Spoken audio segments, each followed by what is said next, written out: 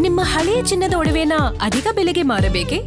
ಆಟಿಕಾಗೆ ಕಾಲ್ ಮಾಡಿ 8880 Attica gold company.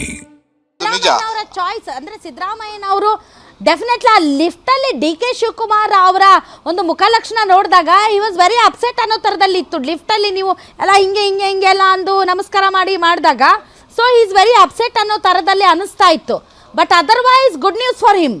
So ಸಿದ್ದರಾಮಯ್ಯನವರು ಏನು ಮಾಡ್ಬೋದು, ಸಿದ್ದರಾಮಯ್ಯನವ್ರ ಮುಂದೆ ಇರುವಂಥ ಆಯ್ಕೆಗಳೇನು, ಒಪ್ಪಿ ರಾಜೀನಾಮೆ ಕೊಡ್ತಾರಾ ಅಥವಾ ಇನ್ನೊಂದಿಷ್ಟು ಇದನ್ನು ಬಾರ್ಗೇನ್ ಮಾಡ್ತಾರಾ ಅಥವಾ ಇನ್ನೇನಾದರೂ ಬೇರೆ ಆಪ್ಷನ್ಸನ್ನು ಮುಂದಿಡ್ತಾರಾ, ಏನಾಗ್ಬೋದು ಸತೀಶ್? ಸಿದ್ದರಾಮಯ್ಯನವ್ರು ಏನು ಮಾಡ್ಬೋದು? ರಾಧಾ, ಖಂಡಿತವಾಗ್ಲೂ ಕೂಡ ನಾವು ನಿನ್ನೆ ಈ ವಿಚಾರವಾಗಿ ನಾವೇ ಗ್ಯಾರಂಟಿ ನ್ಯೂಸ್ ಈ ಸುದ್ದಿಯನ್ನ ಬ್ರೇಕ್ ಮಾಡಿತ್ತು. ಸಂಜೆ 5 ಗಂಟೆಗೆ ಸಿದ್ದರಾಮಯ್ಯ ಅವರಿಗೆ ಹೈಕಮಾಂಡ್ ಕೆಲವೊಂದಿಷ್ಟು ಆಪ್ಷನ್ಸ್ ಕೊಟ್ಟಿದ್ದಾರೆ ಅನ್ನೋ ಒಂದು ವಿಚಾರವಾಗಿ. ಒಂದು, ಈಗ ಇದೇ 18ನೇ ತಾರೀಕು ಅಂದರೆ ಜೂನ್ 18ಕ್ಕೆ ರಾಜ್ಯಸಭಾ ಸದಸ್ಯ ಮುಕ್ತಾಯ ಆಗುತ್ತೆ ಖರ್ಗೆ ಅವ್ರದ್ದು. ಆ ಖರ್ಗೆ ಪ್ಲೇಸ್ಗೆ ಸಿದ್ದರಾಮಯ್ಯವ್ರನ್ನ ಸೆಲೆಕ್ಟ್ ಮಾಡುವಂಥ ಒಂದು ಸಾಧ್ಯತೆ ಇದೆ. ಜೊತೆಗೆ ಲೀಡರ್ ಆಫ್ ಅಪೋಸಿಷನ್ ರಾಜ್ಯಸಭೆಗೆ ವಿಪಕ್ಷ ನಾಯಕರಾಗಿ ಸಿದ್ದರಾಮಯ್ಯನವರನ್ನ ಆಯ್ಕೆ ಮಾಡುವಂತಹ ಚಾನ್ಸ್ ಇದೆ. ಈ ಒಂದು ಸಾಧ್ಯತೆ ಕೂಡ ಅಲ್ಲೆಗಳಿವಂತಿಲ್ಲ ಅನ್ನೋ ಒಂದು ಮಾಹಿತಿ ಬರ್ತಾ ಇದೆ. ಮತ್ತೊಂದು, ಇದು ತುಂಬ ಜಾಸ್ತಿ ಊಹೆ ಅಂತ ಕರಿಬೋದು, ಬಟ್ NDTV ಈ ಒಂದು ಸುದ್ದಿಯನ್ನು ಈಗ ಬ್ರೇಕ್ ಮಾಡ್ತಾ ಇದೆ. ಸೊ 2029 ಲೋಕಸಭಾ ಚುನಾವಣೆಗೆ ನಾವು ಸಿದ್ದರಾಮಯ್ಯನವರ ನೇತೃತ್ವವನ್ನು ಇಟ್ಕೊಂಡು ಎಲೆಕ್ಷನ್ಗೆ ಹೋಗ್ತಾ ಇದ್ದೀವಿ ಅನ್ನೋ ಒಂದು ಸೂಚನೆಯನ್ನ ಕೊಟ್ಟಿದೆ ಹೈಕಮಾಂಡ್ ಅನ್ನೋ ಒಂದು ಮಾಹಿತಿ ಬರ್ತಾ ಇದೆ. ಅಂದ್ರೆ ಸಿದ್ದರಾಮಯ್ಯನವರ ನೇತೃತ್ವದಲ್ಲಿ ಅಂದ್ರೆ ಏನು, ಅವ್ರೇನು ಪ್ರಧಾನಮಂತ್ರಿ ಕ್ಯಾಂಡಿಡೇಟ್? ಎಸ್ ಡೆಫಿನೆಟ್ಲಿ ಅಲ್ಲಿಗೆ ಬರ್ತಾ ಇದ್ದೀನಿ ರಾಧಾ.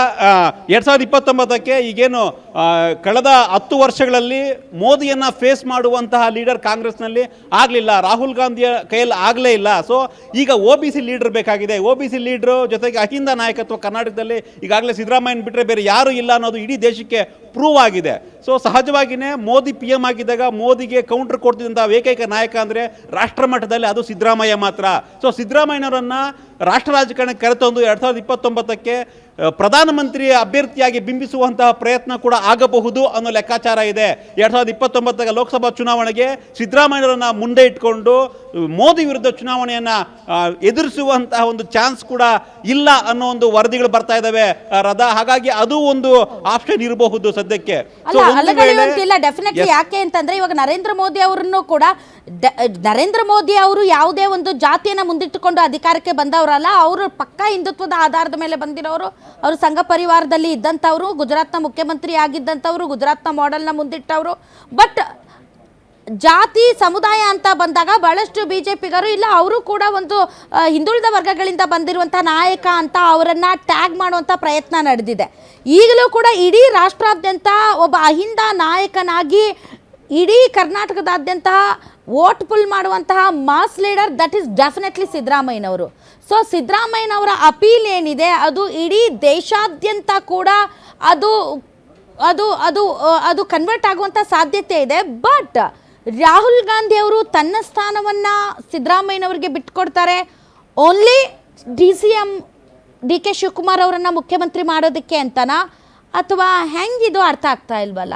ಅಂದ್ರೆ DK ಶಿವಕುಮಾರ್ ಮುಖ್ಯಮಂತ್ರಿ ಆಗಬೇಕು ಅನ್ನೋ ಒಂದೇ ಕಾರಣಕ್ಕೆ ಸಿದ್ದರಾಮಯ್ಯನವರನ್ನ ರಾಷ್ಟ್ರ ರಾಜಕಾರಣಕ್ಕೆ ಕರ್ಕೊಂಡು ಬರ್ತಾ ಇರೋದಾ ಅಥವಾ ಇಲ್ಲ ಇದು ತುಂಬ ವೆಲ್ ಥಾಟ್ ಪ್ಲಾನಾ?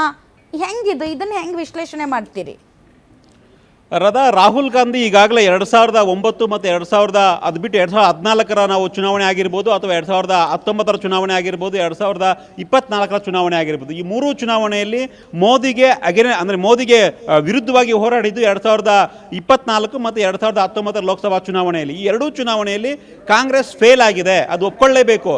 ಅವರು 50 ಸ್ಥಾನದಿಂದ 100 ಸ್ಥಾನ ಬಂದರು ಅನ್ನೋ ಬೇರೆ ವಿಚಾರವನ್ನು ಬಿಟ್ಟರೆ ಕಾಂಗ್ರೆಸ್ ಫೇಲ್ ಆಗಿದೆ. ಜೊತೆಗೆ ಇಂಡಿಯಾ ಮೈತ್ರಿಕೂಟ ಏನು ಮಾಡ್ಕೊಂಡಿದ್ರು, ಈ ಇಂಡಿಯಾ ಮೈತ್ರಿಕೂಟ ಎಲ್ಲ ರಾಜ್ಯದಲ್ಲೂ ಕೂಡ ಈಗ ಕಾಂಗ್ರೆಸ್ನಿಂದ ದೂರ ಹೋಗಿದೆ. ಅದು ಆಮ್ ಆದ್ಮಿ ಆಗಿರ್ಬೋದು, ಮಮತಾ ಬ್ಯಾನರ್ಜಿ ಆಗಿರ್ಬೋದು, ಈವನ್ ಇತ್ತೀಚೆಗಿನ DMK ಆಗಿರ್ಬೋದು. ಸೊ ಈ ರೀತಿಯಾಗಿ ಪಕ್ಷ ಮೈತ್ರಿಕೂಟ ಡಿವೈಡ್ ಆಗಿದೆ. ಇದಕ್ಕೆ ಕಾರಣ ಏನಪ್ಪ ಅಂದರೆ ರಾಹುಲ್ ಗಾಂಧಿಯನ್ನು ಒಪ್ಪೋದಕ್ಕೆ ಯಾರು ರೆಡಿ ಇಲ್ಲ. ಈವನ್ ಆಮ್ ಆದ್ಮಿಯ ಕೇಜ್ರಿವಾಲ್ ಆಗಿರ್ಬೋದು ಅಥವಾ ಮಮತಾ ಬ್ಯಾನರ್ಜಿ ಆಗಿರ್ಬೋದು, DMK ಸ್ಟಾಲಿನ್ ಆಗಿರ್ಬೋದು, ಯಾರು ಕೂಡ ರಾಹುಲ್ ಗಾಂಧಿಯನ್ನು ಒಪ್ಪಕ್ಕೆ ರೆಡಿ ಇಲ್ಲ.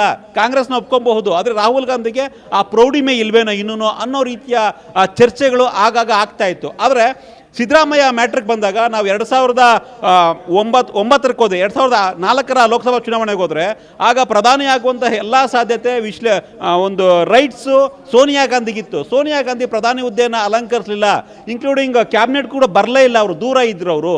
ಸೊ ಮನಮೋಹನ್ ಸಿಂಗ್ನ ಪ್ರಧಾನಮಂತ್ರಿಯಾಗಿ ಆಯ್ಕೆ ಮಾಡ್ತು ಕಾಂಗ್ರೆಸ್ ಆಗ.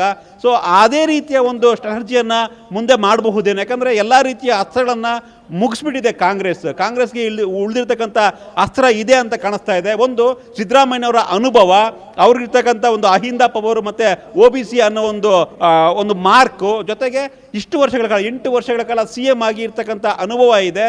ಬೇರೆ ನಾಯಕರು ಈಗ ಮಮತಾ ಬ್ಯಾನರ್ಜಿ ಸಿದ್ದರಾಮಯ್ಯ ಪ್ರಧಾನಮಂತ್ರಿ ಅಭ್ಯರ್ಥಿಯನ್ನಾಗಿ ಒಪ್ಕೊಬಹುದು, ನೋ ಅನ್ನೋ ಚಾನ್ಸೇ ಇಲ್ಲದೆ ಇರ್ಬೋದು. ಯಾಕಂದರೆ ಇವತ್ತು ವೆಸ್ಟ್ ಬೆಂಗಾಲಲ್ಲಿ ಇವತ್ತು ಮಮತಾಗೆ ಒಂದು ರೀತಿ ಹೀನಾಯ ಸೋಲಾಗಿದೆ. ನೆಕ್ಸ್ಟ್ ಕಾಂಗ್ರೆಸ್ ಬೇಕೇ ಬೇಕು ಹೋರಾಟ ಮಾಡಬೇಕಿದ್ರೆ BJP ವಿರುದ್ಧ ಅನ್ನೋ ಲೆಕ್ಕಾಚಾರ ಇರ್ಬೋದು. ಆಮ್ ಆದ್ಮಿ ಪಾರ್ಟಿ ಅಂತೂ ಈಗ ಛಿದ್ರ ಆಗ್ತಾ ಇದೆ, BJPಗೆ ಟೀಮ್ ಸೇರ್ತಾ ಇದೆ. ಹಾಗಾಗಿ ಎಲ್ರಿಗೂ ಕೂಡ ಒಂದು ಸಮರ್ಥ ಒಂದು ನಾಯಕ ಬೇಕು ಅನ್ನೋ ಲೆಕ್ಕಾಚಾರ ಇದೆ. ಖರ್ಗೆಗೆ ವಯಸ್ಸಿನ ಒಂದು ವಿಚಾರವಾಗಿ ಅವ್ರಿಗೆ ಇನ್ನೂ ಒಂದು 3 ವರ್ಷ ಆದಮೇಲೆ ಅಷ್ಟು ಫೋಕಸ್ಡ್ ಆಗಿ ಹೋರಾಟ ಮಾಡ್ತಾರಾ BJP ವಿರುದ್ಧ ಗೊತ್ತಿಲ್ಲ. ಹಾಗಾಗಿ ಸಿದ್ದರಾಮಯ್ಯನವ್ರನ್ನ ಈಗಲಿಂದಲೇ ರಾಷ್ಟ್ರ ರಾಜಕಾರಣಕ್ಕೆ ಕರೆತಂದು ನೆಕ್ಸ್ಟ್ ಇಂಡಿಯಾ ಮೈತ್ರಿಕೂಟದ ಪ್ರಧಾನಿ ಅಭ್ಯರ್ಥಿಯಾಗಿ ಬಿಂಬಿಸಬಹುದು. ಆ ಒಂದು ಚಾನ್ಸ್ ಕಾಣಿಸ್ತಾ ಇದೆ ರಾಧಾ.